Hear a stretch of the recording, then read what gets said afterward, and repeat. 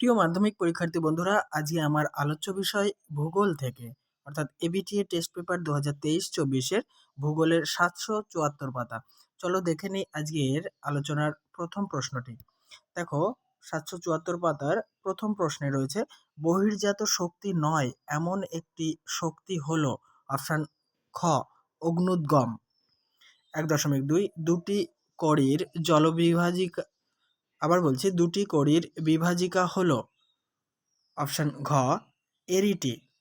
1.3 গ্রীষ্মকালে উত্তর পশ্চিম ভারতে প্রবাহিত ধূলিঝড়কে বলে অপশান গ আধি।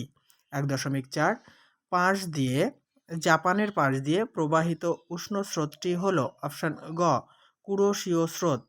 1.5 ক্যারিবিয়ান সাগরের ঘূর্ণিঝড়কে বলে হ্যারিকেন।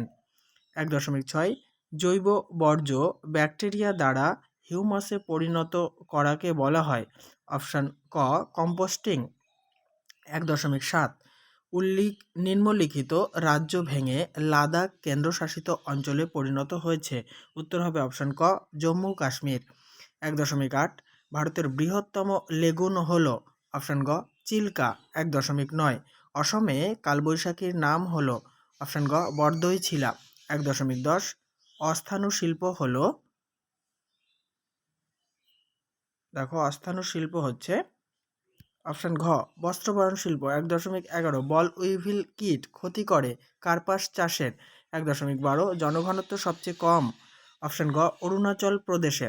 1.13 ভারত থেকে প্রেরিত কৃত্রিম উপগ্রহ অপশান ক IRS। 1.14 15 মিনিট অক্ষাংশ ও দ্রাঘিমাংশগত বিস্তারে ভূবৈচিত্র্যসূচক মানচিত্রের সংখ্যাসূচক স্কেল হলো, দেখো অপশান গ 1:50,000। পরের দেখো শুদ্ধ অশুদ্ধ। প্রথম রয়েছে 2.1.1 জলপ্রপাতের পাদদেশে মন্থকূপের সৃষ্টি হয়, এটি অশুদ্ধ।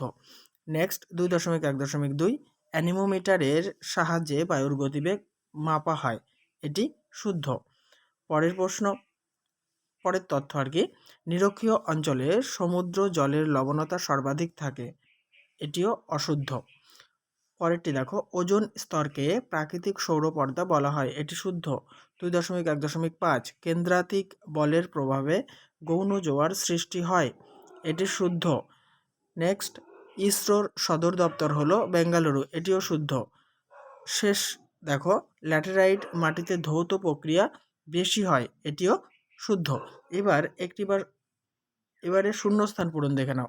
2.2.1 মরুভূমির দুটি শিব বালিয়াড়ির মধ্যবর্তী অংশকে করিডোর বলে।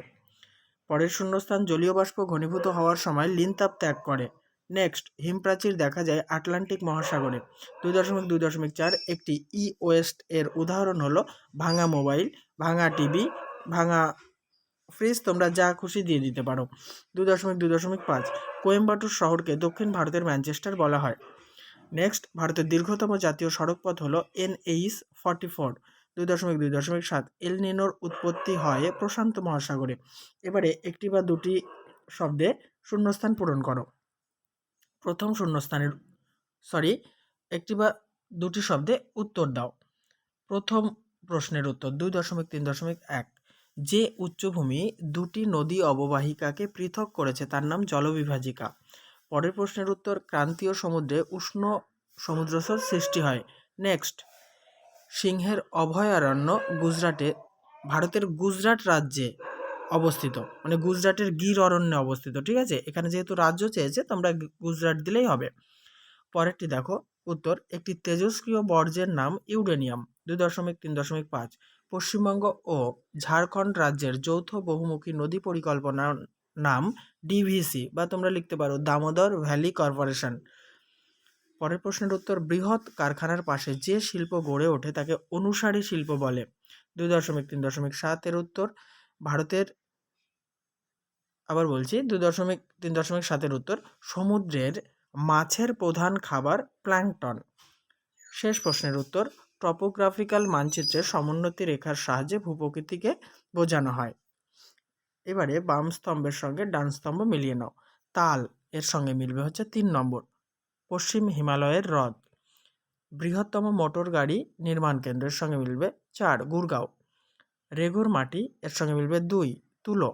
ঝুম চাষ এর সঙ্গে মিলবে 1 নম্বর মৃত্তিকা ক্ষয়। তাহলে বন্ধুরা এই আলোচনার সঙ্গে সঙ্গে ভূগোলের এই পৃষ্ঠাটি আমি সমাপ্ত করলাম। অবশ্যই ভিডিওতে লাইক, কমেন্ট এবং শেয়ার করো। আর পুরনো সমস্ত 2023-24 এর যে সমস্ত ভিডিওগুলি তোমরা দেখোনি, অর্থাৎ বাংলা, ইতিহাস, ভূগোল, এগুলো দেখার জন্য অবশ্যই আমার চ্যানেলকে সাবস্ক্রাইব করে নিয়ে আমার চ্যানেলের প্লেলিস্টে চলে যাও। ওখানে সমস্ত দরকারি ভিডিওগুলি পেয়ে যাবে।